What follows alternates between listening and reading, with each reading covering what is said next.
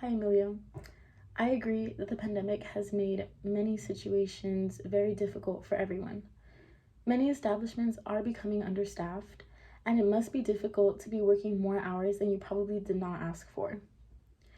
I was faced with the same issue and ended up finding a new job that was not understaffed.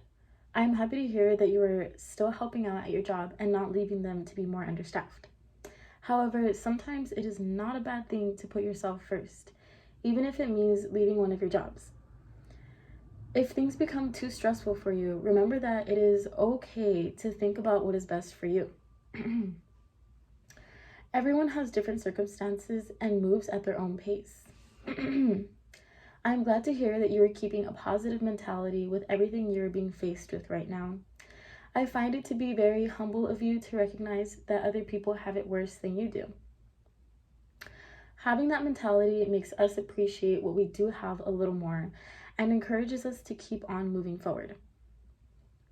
I hope your family issues do get better. Keep pulling through. It seems like you must be very busy having to juggle a full-time job, part-time job, and being a full-time student. It must be a lot on your plate, but you seem to be strong-headed.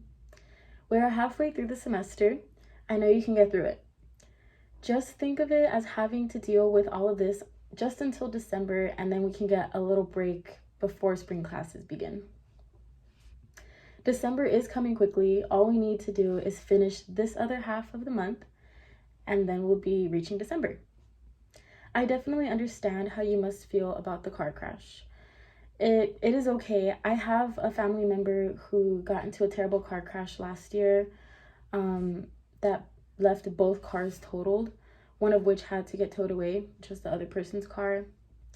The other family almost sued, but luckily they did not go through with it. It is a terrible experience to undergo, but it could have been worse.